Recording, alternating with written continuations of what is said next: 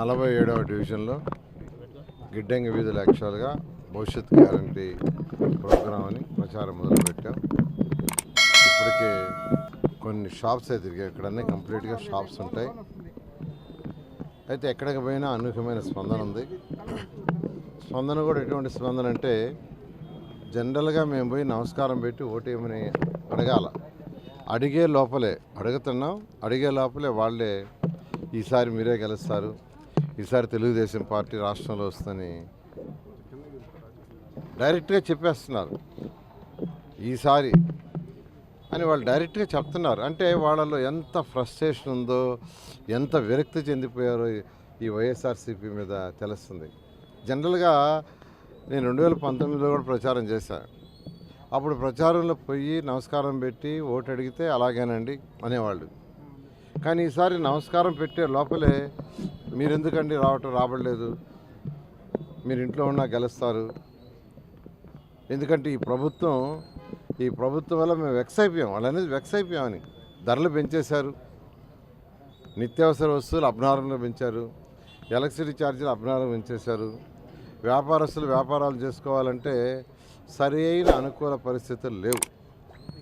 ప్రపంచంలో ఎక్కడైనా నేను అనేక దేశాలు స్టడీ చేశాను. అనేక దేశ విదేశాలు అమరావతి రాజధాని కోసం పోయాను. అనేక దేశ విదేశాల్లో ఇండస్ట్రియల్ మీట్లో ముఖ్యమంత్రి గారితో పోయాను, డిస్కస్ చేశాను. ఎక్కడికి పోయినా ఫస్ట్ వాళ్ళు అడిగేది ఏంటంటే ప్రశాంతమైన వాతావరణం ఉందా లేని అడుగుతారు. అమెరికానో చైనానో జపాన్ నుంచో వచ్చి ఇక్కడ ఆంధ్రాలో ఇండస్ట్రీస్ పెట్టమన్నా, ఇండియాలో ఎక్కడ పెట్టమన్నా మీ రాష్ట్రంలో ఎలాంటి వాతావరణం ఉంది, మాకు లా అండ్ ఆర్డర్ పరిస్థితి ఏంది ఫస్ట్ అడుగుతారు. కానీ ఈరోజు ఆంధ్రప్రదేశ్లో నెల్లూరులో కానీ ఎక్కడైనా చూస్తే అరాచక పాలన అంతే. అసలు ఎవరు మాట్లాడటానికిలా, ఎవరన్నా నోరు తెసి మాట్లాడితే, ప్రజాస్వామ్యంలో నోరు తెసి మాట్లాడితే వాళ్ళు నోరు నొక్కేయాలంటే వాళ్ళ మీద ఒక కేసు పెట్టడం, లేదంటే వాళ్ళ ఇల్లు పగలగొట్టడం, వాళ్ళ షాపులు పగలగొట్టడం, ఇది పరిపాలన కాదు. ఎప్పుడైతే అరాచక పరిపాలన ఉంటుందో వ్యాపారస్తులు అక్కడ ఉండరు, వెళ్ళిపోతారు. ఈరోజు ఎక్కువగా తెలంగాణ, తమిళనాడు, కర్ణాటక వెళ్ళిపోయే వ్యాపారస్తులు. రియల్ ఎస్టేట్ వాళ్ళు ఎవరు లేరు. రియల్ ఎస్టేట్ వాళ్ళు ఎవరు ఇక్కడ చేయట్లేదు. ఎందుకు చేయట్లేదంటే లేఅవుట్ వేస్తే లేఅవుట్లో షేర్ ఇవ్వాలా, కొన్ని ప్లాట్లు షేర్ ఇవ్వందే లేఅవుట్ చేయటం లేదు. తెలుగుదేశం ప్రభుత్వం 2014 నుంచి 19 వరకు 2014 నుంచి 19 వరకు ఆంధ్రప్రదేశ్లో నేను మున్సిపల్ శాఖ మంత్రి ఉంటే ఒక్క బిల్డింగ్ ఓనర్ కూడా నన్ను వచ్చి కలవాల. 30 అంతస్తులు 25 అంతస్తుల అపార్ట్మెంట్ కట్టిన విశాఖపట్నం వాళ్ళు కూడా నన్ను కలవాల. ఆన్లైన్లో అప్రూవల్ ఇచ్చేసాం. నేను అధికారులకు కూడా చెప్పా, వాళ్ళు ఆన్లైన్లో అప్లై చేసిన తర్వాత 5 నిమిషాల్లో వస్తుంది, 10 రోజుల్లో మీరు ఇచ్చినట్టు ఇలాంటి డీమ్డ్. నేను అదే పాలసీ పెట్టా, 10 రోజుల్లో ఏదైనా అబ్జెక్షన్ ఉంటే చెప్పాలా, క్లియర్ చేయాలా, ఇలాంటి డీమ్డ్. అదేవిధంగా లేఅవుట్లలో ఆంధ్రప్రదేశ్లో 13 జిల్లాల్లో ఎంతోమంది లేఅవుట్లు వేశారు. ఏ ఒక్క ఓనర్ కూడా నన్ను కలవమని అడగల. ఎందుకంటే ఒకటే అధికారులు చెప్పాను, వాళ్ళని ఇబ్బంది పెట్టద్దు, వాళ్ళు ఫైల్ పెడితే ఇమీడియట్గా అయిపోవాలి. ఈ విధంగా యాక్చువల్గా 2014 నుంచి 19 నాకు ఇప్పుడు యాక్చువల్గా ఇంటుంటే ఆశ్చర్యం వేస్తుంది.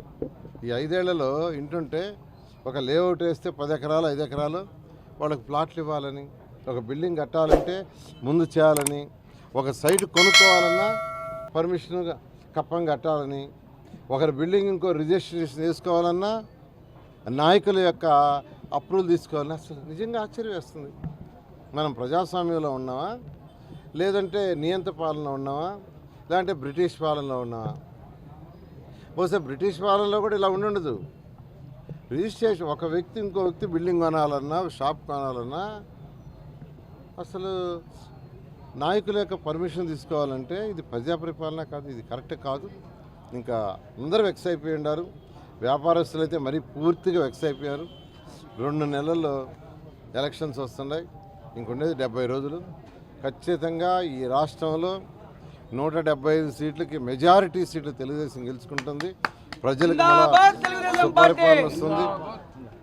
సుపరిపాలన వస్తుంది. నేను చెప్తున్నాను, మళ్ళా పరిపాలన వస్తే పాత పద్ధతిలో బిల్డింగ్ అప్రూవల్ అయినా, లేఅవుట్లు అప్రూవల్ అయినా ఆన్లైన్లో చేస్తాం. ఎవరిని అప్రోచ్ కానవసరం లేదు.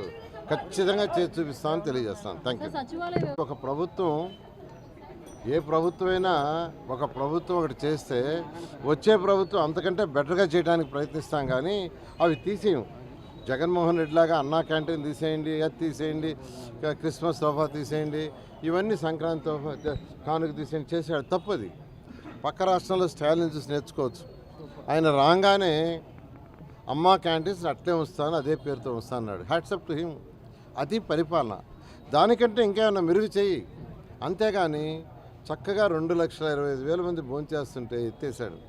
కాబట్టి ప్రభుత్వం ఏదైనా ఒక ప్రభుత్వం చేస్తుంటే మంచిగా ఉండే అన్నీ కంటిన్యూ చేస్తారు, ఎప్పుడు తగ్గించరు. దానికంటే బెటర్గా చేయడం జరుగుతుంది.